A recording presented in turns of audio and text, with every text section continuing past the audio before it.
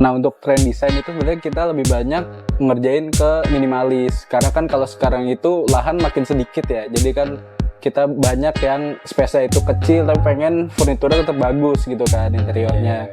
Jadi dari situ kita bikin yang minimalis tapi tetap fungsional gitu. Dia dapat fungsi tapi dapat estetika juga.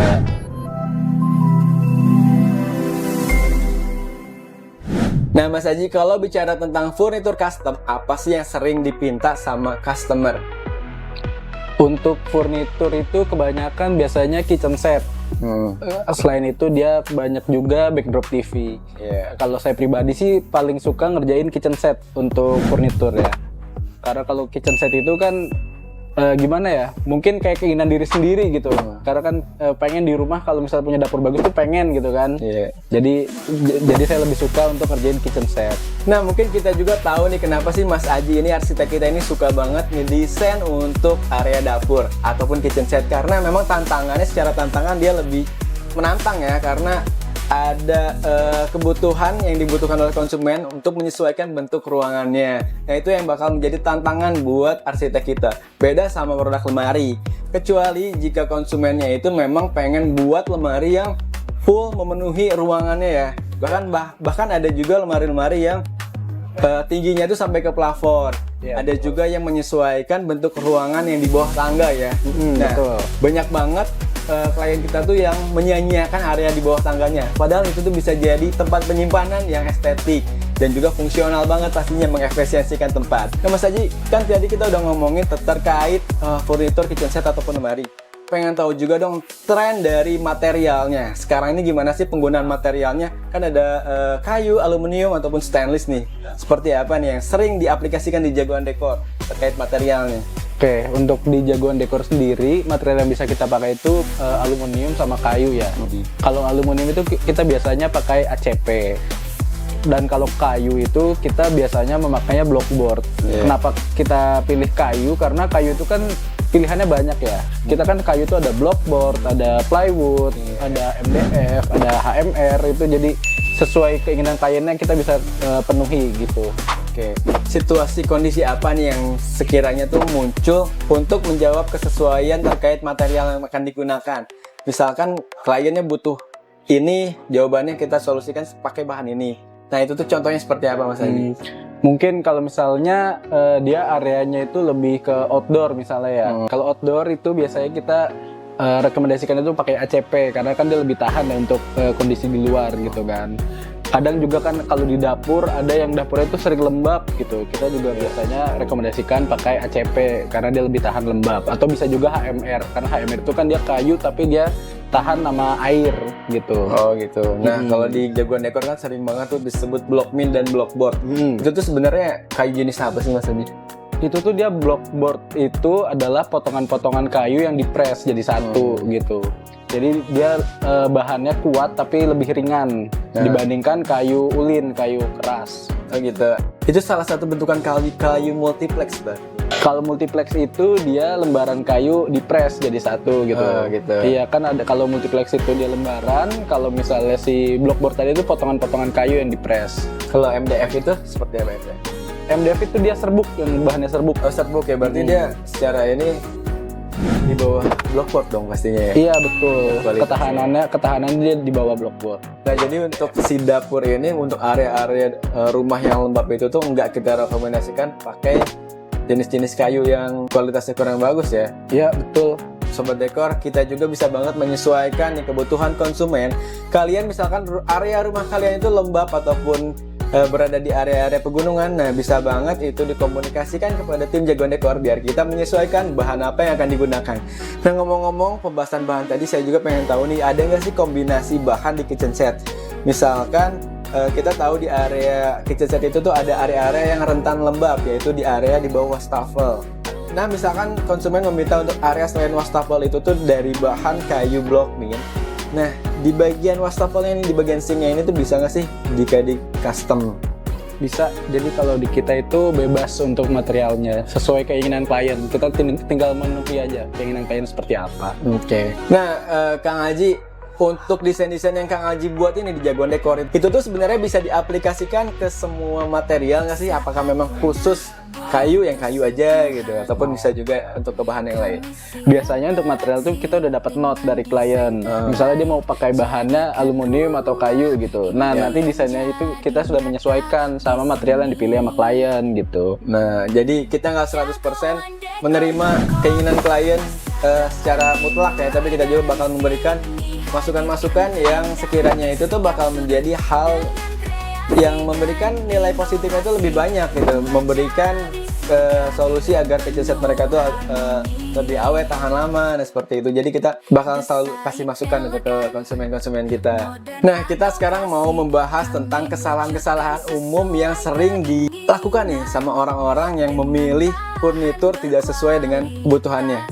Kesalahan umum apa sih yang biasanya sering terjadi, Haji? Kadang ada kesalahan juga itu ini standar ukuran biasanya. Nah, kan banyak yang di internet itu kita pakai standar ukuran itu nggak sesuai sama orang Indonesia gitu kan.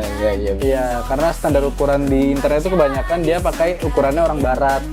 Nah, kita harus menyesuaikan lagi tuh sama kebutuhan orang Indonesia gitu kan. Kadang misalnya kita udah bikin ukurannya itu tinggi gitu kan, sesuai dengan standar, tapi kan orang Indonesia nggak setinggi itu gitu. Akhirnya kita harus menyesuaikan lagi sesuai dengan kebutuhannya orang Indonesia. Nah, itu kasarnya sering terjadi, akan menjadi fatal jika terjadi di kitchen set.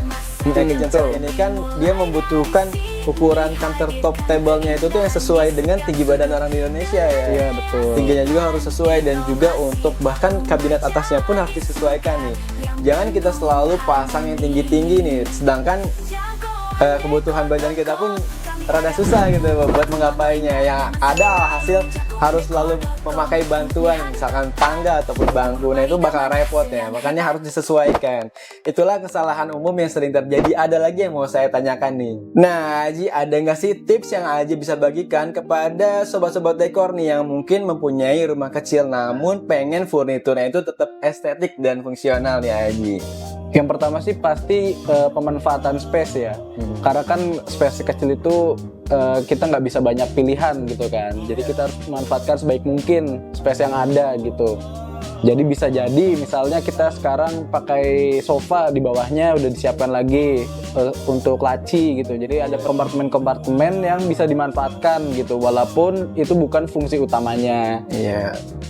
Nah, seperti itu juga, tapi tidak melulu kita berfokus kepada pemasangan kabinet atau kompartemen yang banyak, yang ada hasil malah bikin ruangan sumpek. Nah, makanya itu Jagoan Dekor hadir di sini sebagai solusi buat kamu biar tetap bisa memaksimalkan ruangan kamu agar lebih efektif dan efisien. Apalagi banyak orang yang tidak memperhatikan terkait sirkulasi udara ya, Haji. Saya pengen tahu juga nih terkait sirkulasi udara, seberapa penting sih sebenarnya itu sirkulasi udara di area rumah kita? Penting banget sih sirkulasi itu, karena kan kalau misalnya sirkulasinya itu tidak ada, itu udaranya bakal mati. Jadi udaranya bakal di situ-situ aja, gak ada udara segar yang masuk gitu kan. Nah, selain sirkulasi udara, bisa juga kita sirkulasi pergerakan manusia gitu kan. Karena misalnya space-nya itu nggak ada nanti untuk pergerakan, itu kan bakal susah ya. Nanti kita saat lewat bakal papasan sama orang gitu. Jadi kita harus mikirin sirkulasi yang ada di dalam ruangan itu. Masa sih kalau kita papasan sama keluarga kita di rumah, di koridor rumah, jalan harus miring-miring gitu kan, gak mungkin banget ya. Jadi banyaknya kompartemen di ruangan kamu itu tidak selalu menjadi solutif. Makanya Jagoan Dekor hadir di sini sebagai solusi buat kamu-kamu yang ingin mempercantik ruangan kamu agar tetap efektif dan estetiknya itu dapat. Nah, Ji, sobat-sobat dekor ini juga pasti pengen tahu dong buat mereka yang ingin mendekorasi rumahnya tuh. Pertama kali apa sih yang harus mereka pertimbangkan untuk mempercantik ruangannya? Pertama mungkin harus tahu fungsinya dulu ya, mau buat apa dulu.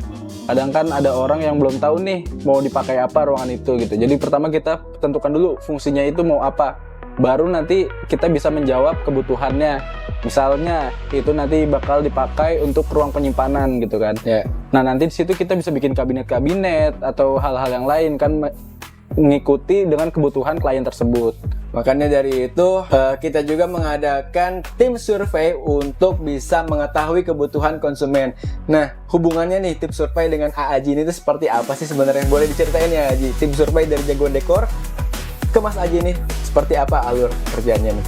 Dari tim jagoan dekor akan mengirimkan tim surveyor ke tempat klien gitu kan. Karena kita harus mengukur dulu nih tempat si klien itu. Karena nanti kalau furnitur custom itu kan kita menyesuaikan ruangannya ya. Jadi itu penting banget untuk disurvey. Karena kalau enggak nantinya ukurannya bakal nggak sesuai nih sama yang kita bikin gitu.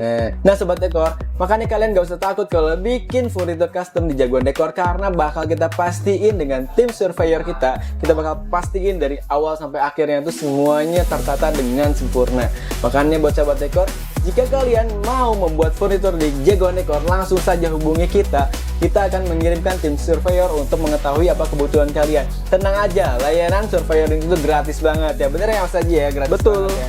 Nah Haji, ada nggak sih kejadian berkesan nih yang terjadi antara surveyor, arsitek, dan juga klien? Ada nggak sih kesan-kesan yang menarik? Ada. Pertama kali kerja di sini itu klien pertama saya. Kenapa tuh dia? Dia itu minta bikin kitchen set. Kita udah kirim tim surveyor ke sana, udah diukur, kita juga udah desain sesuai dengan hasil survei. Tapi saat di meeting itu dia bilang ukurannya salah gitu. Jadi dia bilang karena ukurannya salah harus direvisi gambarnya. Kita revisi sesuai ukuran yang dibilang sama si klien tersebut gitu. Tetapi saat pemasangan ternyata ukuran kita yang benar. Jadi yang surveyor laporkan ke arsiteknya udah benar ya? Iya betul. Jadi akhirnya di lapangan itu harus diubah lagi, ditambah lagi berarti kan? Dikurangi. Nah itu dari kesan-kesan yang kurang menarik lah ya.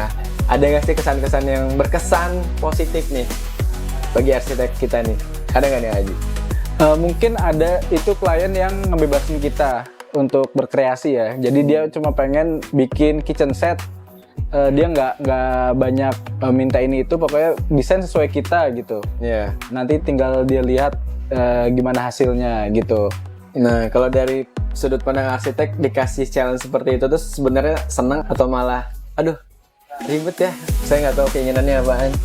Iya, kalau dari saya pribadi sih suka, karena kan kita bisa bebas explore ya. Kita bebas explore untuk desainnya seperti apa. Jadi kita tidak ada diberi batasan gitu untuk saat mendesain. Jadi kita bisa bebas nih mau bikin apa, mau ditambah apa, mau seperti apa bentuknya, itu bebas dari kita. Nah, jadi asalkan ukurannya sama dengan hasil survei yang ada di klien tersebut. Nah, makanya sobat dekor jangan ragu kalau bikin di Jagoan Dekor. Gak usah ragu tuh ketika didatangin sama tim surveyor, itu benar-benar full gratis. Jadi yang mau disurvei, survei aja dulu sekarang. Kalian mau bikinnya besok, lusa, atau minggu depan, bahkan mungkin tahun depan, nggak apa-apa, kita bisa survei dari sekarang.